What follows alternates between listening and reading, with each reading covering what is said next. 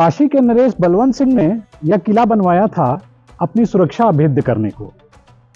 2014 में भाजपा ने भी किला बनाया काशी को मोदी के लिए। किला 2014-2019 में मोदी का कवच बना, कवच ऐसा जो साल दर साल मजबूत होता चला गया। यह किला तो अब जर्जर होने लगा है, लेकिन देखना है कि 2024 की इस चुनाव में मोदी का काशी का किला और मजबूती देगा या वह भी थोड़ा कमजोर पड़ेगा। राजनीतिक महाद्वीप बन चुकी काशी के मंडुआडीह स्टेशन पर बनारस नई दिल्ली सुपरफास्ट एक्सप्रेस प्रवेश करती है। कल तक उदास पड़े मंडुआडीह में सब कुछ तो बदल गया, पर बनारस का हस्ताक्षर और बाबा विश्वनाथ के दिव्य भव्य मंदिर का चित्र स्मरण दिलाता है कि ये तो अविनाशी काशी है।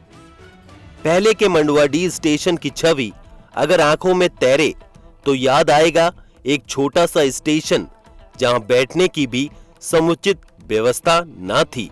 दिन भर में 2-4 पैसेंजर गुजरा करते थे। स्टेशन पर बने पुल की टूटी सीढ़ियां, पीछे के हिस्से में कूड़े का ढेर, बड़ा सा गड्ढा जिसे गंध ढोती नालियां समाती थीं। अब ये बनारस स्टेशन हो चुका है। यहाँ की व्यवस्थित पार्किंग और गड्ढे का फाउंटेन बन जाना बड़ी सोच को बतलाता है।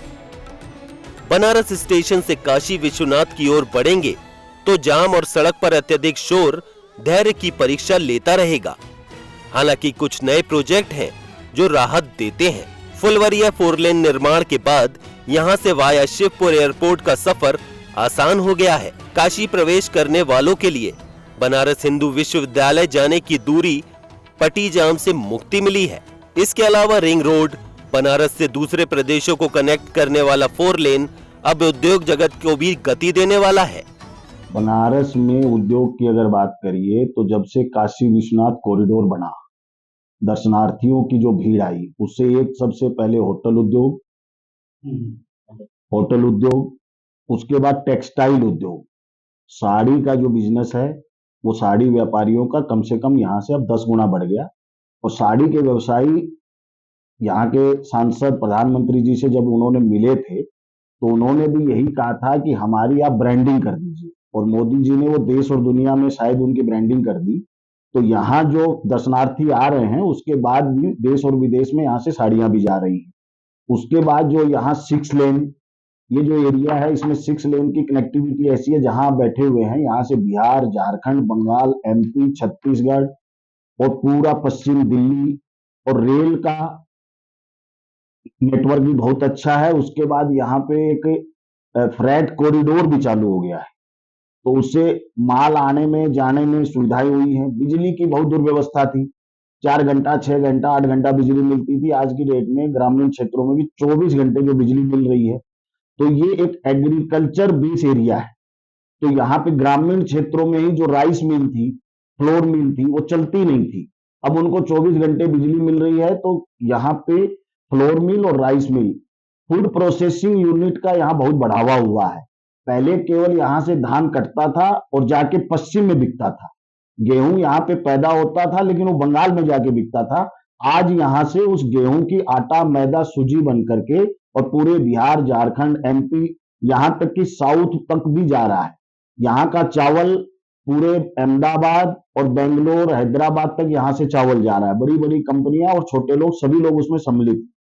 तो उद्योग अभी तो राइस मिल और फ्लोर मिल और ये आइटम आई है। अब इसके बाद यहाँ पे फूड प्रोसेसिंग यूनिट भी लगना शुरू हो गई है। अभी रामनगर इंडस्ट्रियल एरिया में ही हम लोगों के 1-2 जानने वाले हैं, उन्होंने टमाटर, मिर्ची, अदरक, इन सब का पेस्ट बनाना शुरू किया है। बनारस की ब्रांडिंग यहाँ के घाटों पर दिखती है।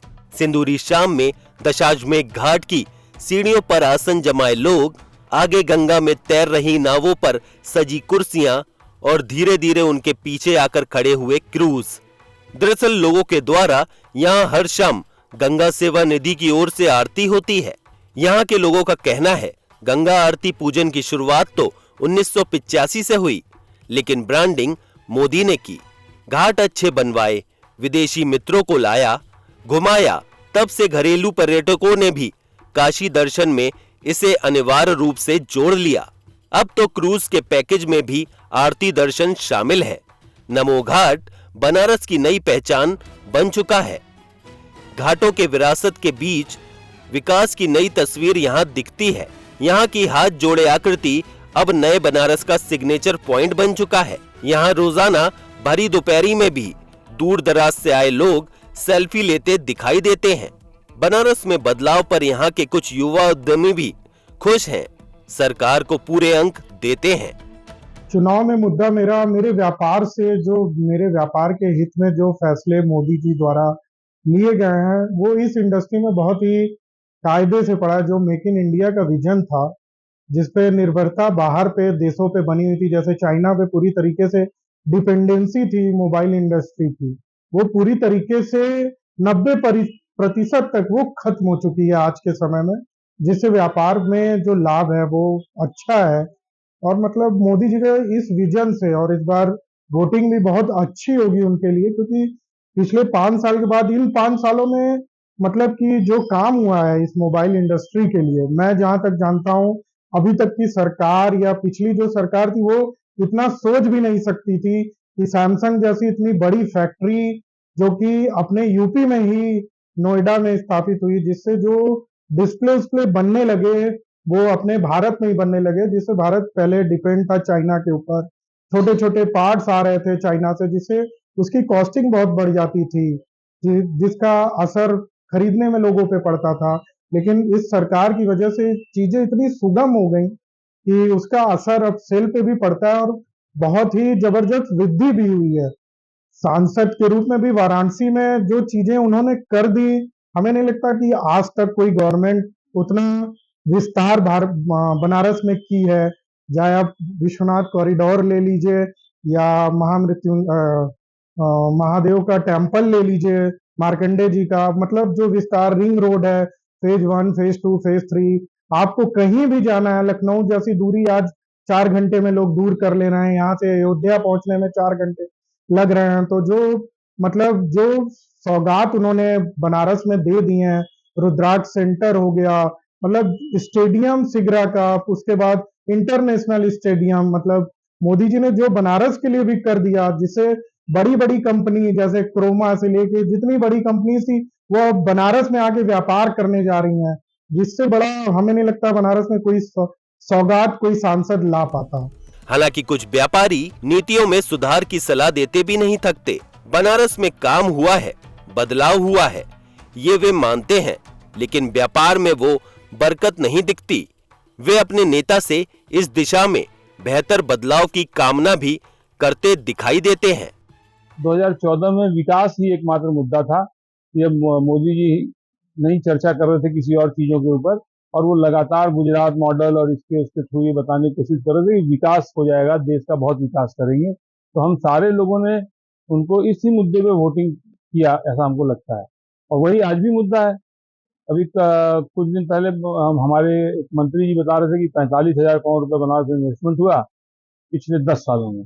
अब वो दिखता तो है काम हुआ है, बहुत हुआ है, लेकिन इतना भी नहीं हुआ कि 45,000 करोड़ रुपए लग जाए, ऐसा है। और बाकी व्यापारी तो एक जो प्रॉब्लम है, मैंने इस पर काफी दिन हम लोग एज ए बिजनेसमैन देखते रहते हैं, तो व्यापार की स्थिति बहुत खराब चल रही है। और हम लोग हर बाने के व्यापारियों से मिलते हैं, कोई बाना, चाहे जूता चप्पल बेच रहा हो, चाहे चश्मा बेच रहा हो, चाहे दवा बेच रहा हो, हर आदमी परेशान है।